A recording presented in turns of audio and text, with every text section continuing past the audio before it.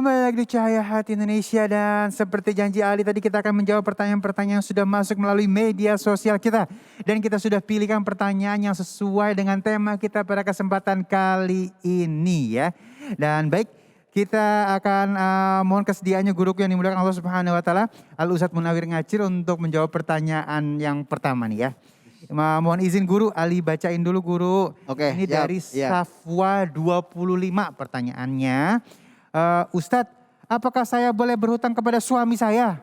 Wow ya. Apakah hukumnya boleh atau tidak?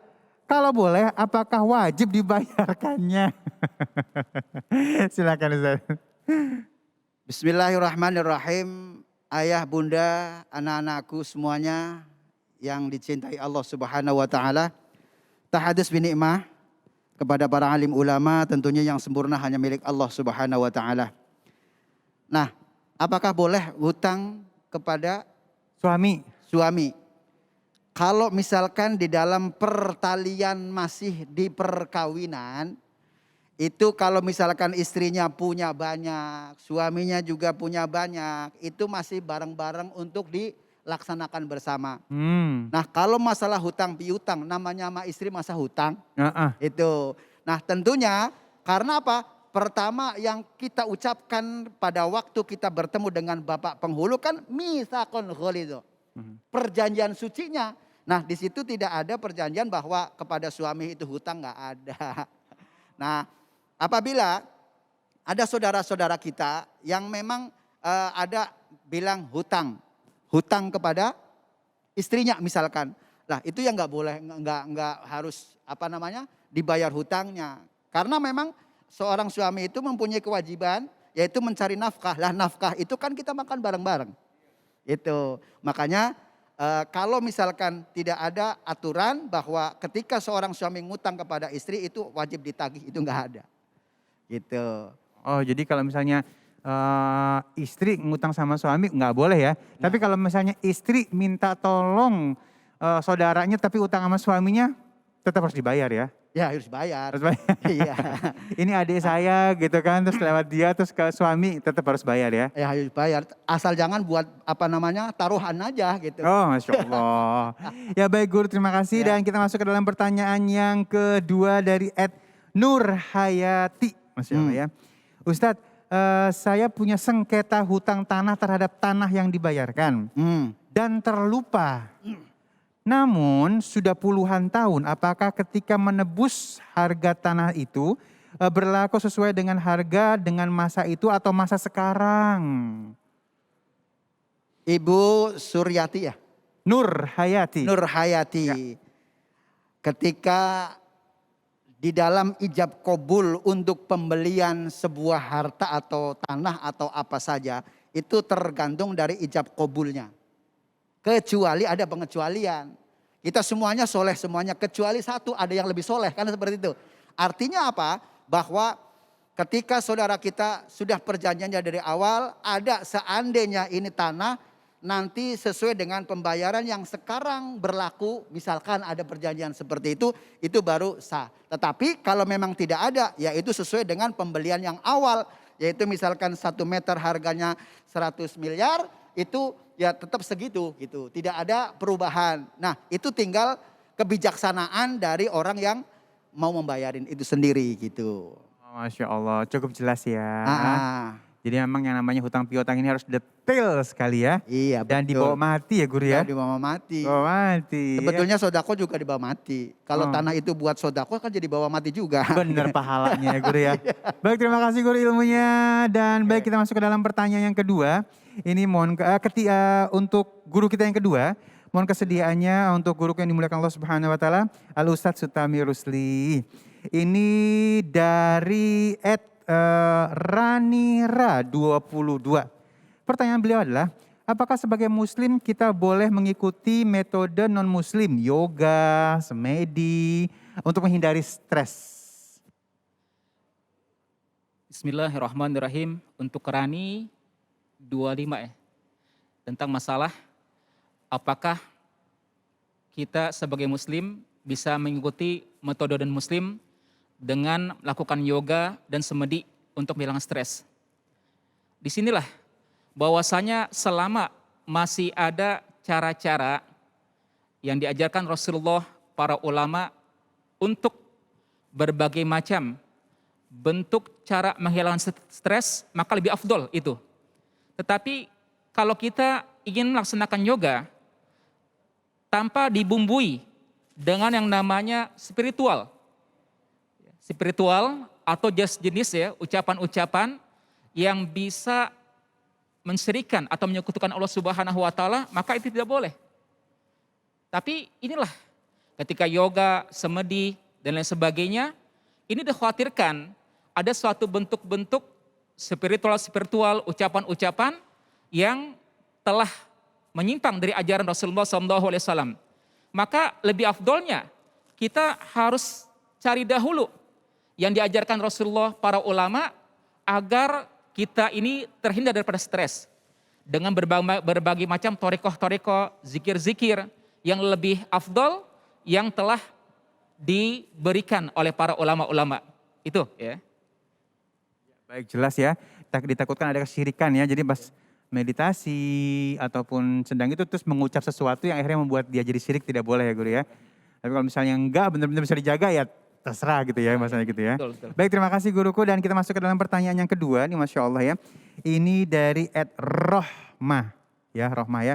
Pertanyaan beliau, Ustadz, saya usaha sudah cukup lama jualannya, masih tidak menentu. Oh, jadi usaha udah cukup lama jualannya tapi masih nggak menentu. Padahal saya sudah melakukan door to door, ada online juga. Terus sampai saat ini pokoknya dia sudah ingin frustasi, ingin menyerah nih karena udah ikhtiar. Mungkin ada nasihat, guru silakan. Inilah yang dimana bahwasanya ketika kita memahami Allah Subhanahu wa taala menguji seorang hambanya itu dengan kemampuan bagi hambanya.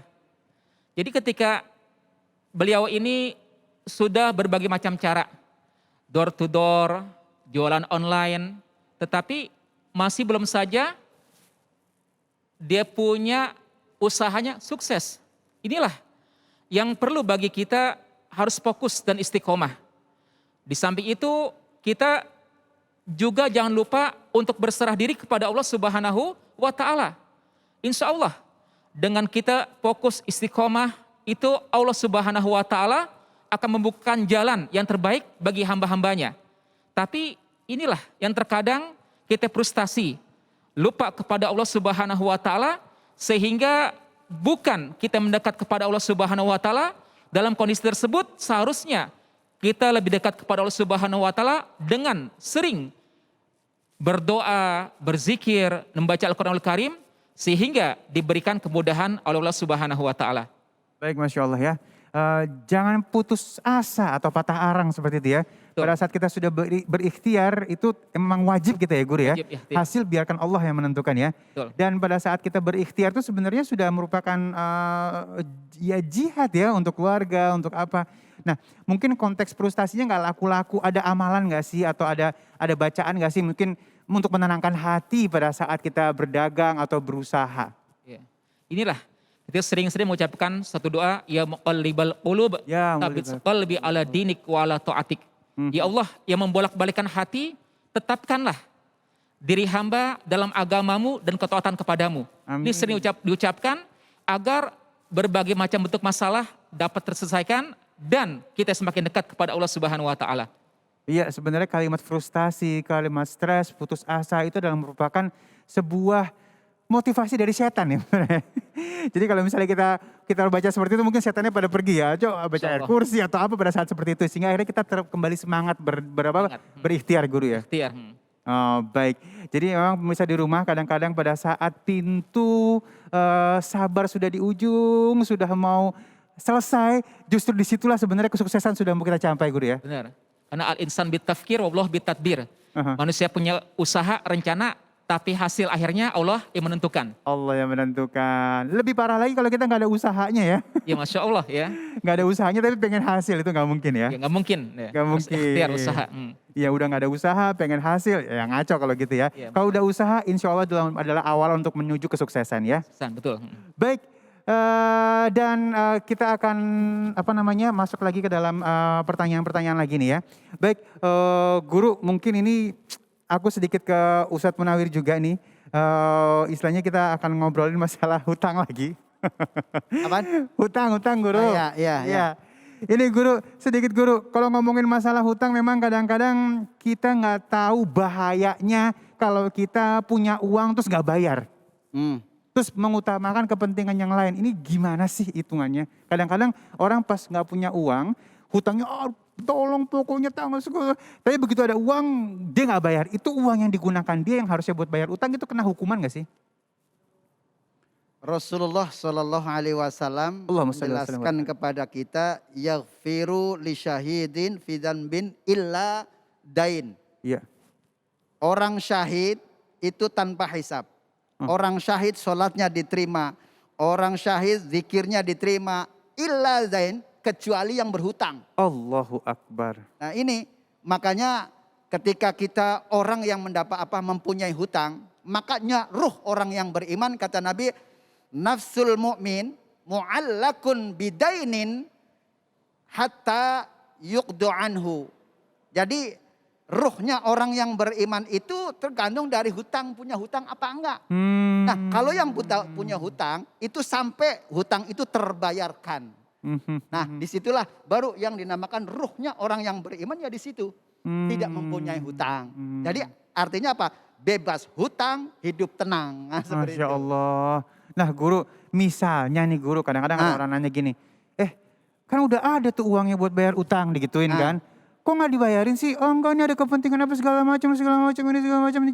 Nah ini uang yang digunakan yang harusnya haknya untuk dibayar hutang, itu jadi mudarat nggak sih Guru? Jadi. Begini, ketika seseorang yang hutang, itu ada yang nagih yang punya piutang, duit, itu sebetulnya memberikan keselamatan bagi orang yang menghutang, yang dia yang dimakan adalah haram. Allahu Akbar. Nah maka dari itu kita benar-benar harus teliti terhadap diri sendiri.